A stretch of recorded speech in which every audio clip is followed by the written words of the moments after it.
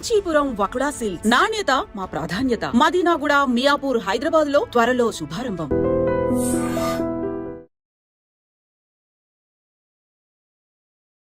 Hi, hello, నమస్తే, welcome back to iDream media. ఈరోజు మనతో ఉన్నారు హైకోర్టు అడ్వకేట్ అలాగే ఇమిగ్రేషన్ లాయర్ అయిన పృథ్వీ గారు. ముఖ్యంగా అమెరికా ఇమిగ్రేషన్ స్క్రీనింగ్ మరింత కట్టుదిట్టం చేసిందని తెలుస్తూ ఉంది. లేటెస్ట్ అమెరికన్ అప్డేట్ ఇది. ట్రంప్ ఇక సోషల్ మీడియా పోస్టుల మీద కూడా ఆంక్షలు విధించారు అనే విషయాలు అయితే మనకి తెలుస్తూ ఉన్నాయి. వీటిపై అప్డేట్స్ అనేవి మనం పృథ్వీ గారి నుంచి తీసుకుందాం.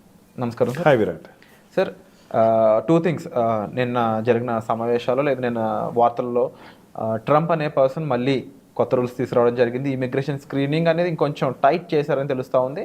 అలాగే అక్కడున్న ఇమిగ్రెంట్స్ ఎవరైనా సరే వాళ్ళ ఓన్ అకౌంట్స్, సోషల్ మీడియా అకౌంట్స్లో రాంగ్ పోస్టింగ్ చేసినా, అమెరికాకి విరుద్ధంగా పోస్ట్ చేసినా వాళ్ళపై శిక్షలు విధిస్తారని, అదేవిధంగా వాళ్ళ సోషల్ మీడియా అకౌంట్స్ అన్నీ కూడా ప్రాపర్గా మానిటర్ చేస్తున్నారని తెలుస్తూ ఉంది. ఈ అంశాలపై మీ అప్డేట్. విరాట్, మనం ఒకటి మన ఖాళీ స్థలంలో మనం ఉన్నాము. నేను I'm not talking about green card holder or citizen of the US country. నేను అంటుంది ఏంటంటే అక్కడ సిటిజన్షిప్ రాకుండా H1Bలోను, ఎంప్లాయ్మెంట్లోను, L1లోను, F1లోను అండ్ ఎనీ అదర్ డిసిప్లిన్ వీసాస్లోను టెంపరీ పీరియడ్లో ఉన్న వాళ్ళకి నేను I just want we're sharing some valuable information. ఇదివరకు ఇట్లాగా ఇప్పుడు లేదు. లేదంటే ఇప్పుడు పూర్తి అమెరికన్ పేట్రియట్ గవర్నమెంట్ వచ్చింది. అంటే అమెరికన్స్ అంటే వాళ్ళు మా సిటిజన్ కోసమే మేము పనిచేస్తామని చెప్పుకునే పాలనలోకి వచ్చినటువంటి ట్రంప్ గవర్నమెంట్ వచ్చింది. మనం ఇప్పుడు చాలా కాషియస్గా ఉండాలి. కాషియస్గా ఉన్న వాళ్ళ గురించి నేను మాట్లాడలేదు, కొంచెం ఎక్కువ కాషియస్గా ఉండాలి. అంటే మనకి లిబర్టీ, ఫ్రీడమ్ అనేది మనకి ఇచ్చేశారు కదా. ఇండియాలో లిబర్టీ తక్కువ విరాట్, అక్కడ లిబర్టీ ఎక్కువ. కానీ మనల్ని వాళ్ళు ఏమని పిలుస్తారంటే ఇమిగ్రెంట్స్ అని మనం అంటాం, ఎలియన్ అంటాడు. అది ఎక్కడైనా చూడండి, ఎక్కడ ఇమిగ్రెంట్ అనే పదం వాడే ఎలియన్ అంటాడు. ఎలియన్ అంటే ఏంటి? పరాన్న జీవి. అంటే కొత్త జీవి ఎక్కడో ఇండియా నుంచి ఇక్కడ వచ్చి ఊడిపడింది. అమెరికన్స్ మేము అసలైన జీవులు అంటున్నారు. ఎలియన్ అది ఎప్పుడో వర్డ్ అయినా సరే ఎలియన్ అంటాడు చక్కగా. అక్కడ నిజంగా దాని ఇన్నర్ మీనింగ్ అయితే అక్కడ ఆ ప్రదేశంలో లేకపోతే అక్కడ సంబంధించిన వారం కాదు ఎలియన్. కొత్త వాడు పదాన్ని గ్రహాంతరవాసులు చేశారు. వాడు కూడా ఎలియన్, ఈడు కూడా ఎలియన్. అక్కడ సంబంధం లేదు వీడికి. అది ఎప్పుడు ప్రతి మూమెంట్లోనూ మనం గుర్తుపెట్టుకోవాలి.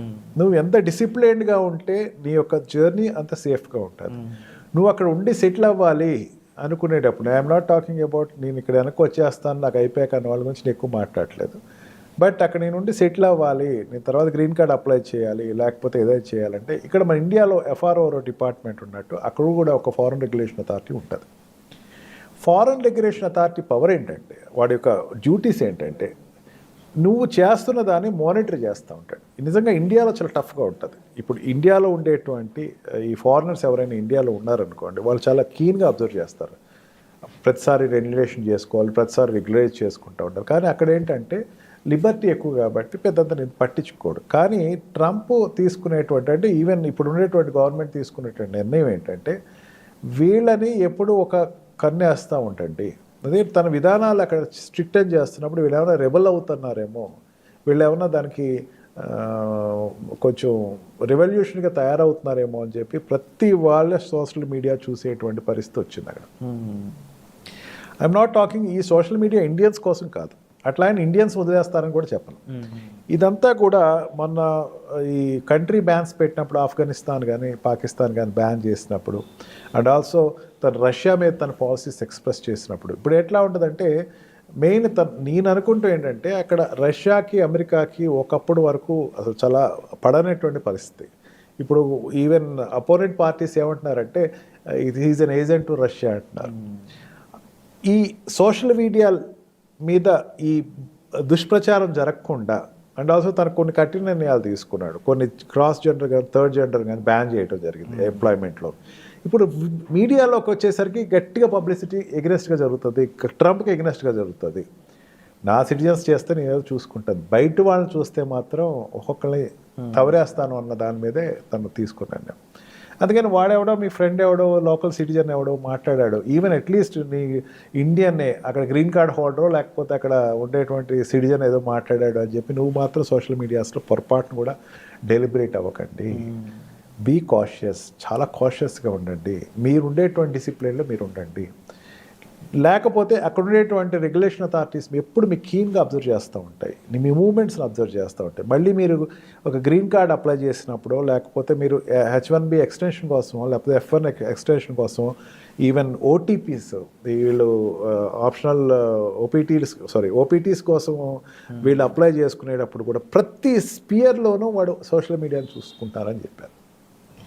మళ్ళీ నువ్వు తిరిగి వచ్చిన తర్వాత వెనక్కి వెళ్ళేటప్పుడు కూడా నీకు ఎక్కడో ఎయిర్పోర్ట్లో ఆపేయటం, నీకు చేంజ్ ఆర్ ఫ్లైట్స్ ఉంటే కనుక దాంట్లో ఆపేయటం, అక్కడ ఏదో జరుగుతూ ఉంటుంది. రిటర్న్ వెళ్ళేటప్పుడు క్రాస్ చెక్ చేసుకుంటాం. అంటే నువ్వు ఎంత నీకు ఉండేటువంటి 6 years, నీకు ఉండేటువంటి స్టూడెంట్ వీసాలో 2+3 స్టెమ్ అయితే 5 years, and L1 and L2 వీసాలో 5 years ఉన్న పీరియడ్ అంతా కూడా ఎంత మీరు జాగ్రత్తగా ఉంటే, యుఎస్లో కంటిన్యూ అవ్వాలి, గ్రీన్ కార్డ్ తెచ్చుకోవాలా, తర్వాత సిటిజన్షిప్ తెచ్చుకోవాలా, లేకపోతే మీరు అక్కడ రెసిడెన్సీ పర్మిషన్ తెచ్చుకోవాలంటే మీకు అంత వెసులుబాటు ఏర్పాటు చేస్తుంది. Don't go for unnecessary comments upon ruling party or any other parties. పొలిటికల్గా మీరు వెళ్ళకండి. మనకి అలవాటు ఎక్కువ విరాట్. పొలిటికల్గా మన ఇక్కడ ఏం జరుగుతుందో వెరిఫై చేసుకుంటూ ఉంటాం. ఏదైనా మన ఊరు రాజకీయాలు ఎట్లా ఉన్నాయి, లేకపోతే మన వీధి కార్పొరేటర్ ఏం చేస్తున్నాడు, ఇవన్నీ అక్కడికి ఎలియన్ కింద వెళ్ళావు, నీకు అనవసరం. అది వాడు ఎవడైనా నీకు అనవసరం, వాడు ఏం చెప్పినా నీకు అనవసరం. Don't go for political leader, don't comment anybody. నీకు కొంచెం లో చేయొచ్చు ఎక్కడైనా సరే. నేను ఎవరైనా అమెరికన్ సిటిజన్ ఎవరైనా సరే నేను లో చేయొచ్చు. American citizen I'm talking even of Indian who settled there, వాళ్ళు కూడా కొంచెం చెప్తున్నా, లో చేయొచ్చు. కొంచెం తగ్గు, ఆవేశాలు పెట్టుకోకండి. Don't go for social medias. మీరు ఈ ఫేస్బుక్లోను, ఇన్స్టాలోను, లేకపోతే మీ మెయిల్స్లోను, లేకపోతే మీ ప్రోగ్రామింగ్లోను ఏది కూడా మీరు అనవసరంగా డోంట్ అవుట్బర్స్ట్. మెయిన్ ఏంటంటే we're before the media as of now. ఈ మీడియా ద్వారా చెప్తేనే వాళ్ళకి అర్థమవుతున్న ఉద్దేశంతో మనం ఈరోజు ఈ ప్రోగ్రాం పెట్టుకున్నాం. ప్రతిదీ కౌంట్ అవుతుంది. నీ నడత అన్నది కౌంట్ అవుతుంది, నీ నడవడిక కౌంట్ అవుతుంది. And be cautious with it. And తప్పకుండా అక్కడ చదువుకున్న స్టూడెంట్స్ అయి ఉండొచ్చు, ఇండియన్ స్టూడెంట్స్, అండ్ అక్కడ పనిచేస్తున్న వాళ్ళు అయి ఉండొచ్చు H1s మీద. ముఖ్యంగా చాలా జాగ్రత్తగా ఉండండి. రైట్ నౌ టైం అనేది కాస్త సీరియస్గా ఉంది, అది చాలా క్లియర్గా తెలుస్తుంది. కాబట్టి తప్పకుండా మీకు దీనిపై మరింత డౌట్స్ ఉన్నాయి, వీటిని క్లారిఫై చేసుకోవాలి, మాకు ఇలాంటి సిచ్యువేషన్స్ ఎదురవుతున్నాయి అనుకున్నట్లయితే మీరు డైరెక్ట్గా డిస్ప్లే అవుతున్న నెంబర్స్ కాల్ చేసి సార్ని సంప్రదించవచ్చు. లేదు అనుకున్నట్లయితే కామెంట్ సెక్షన్లో మీరు తెలిపినా సరే సార్ డైరెక్ట్గా వాటికి మీ దగ్గర అప్రోచ్ అవ్వడం చేస్తారు. సో వచ్చే ఎపిసోడ్లో మళ్ళీ కలుద్దాం. Thank you so much sir. Thank you right.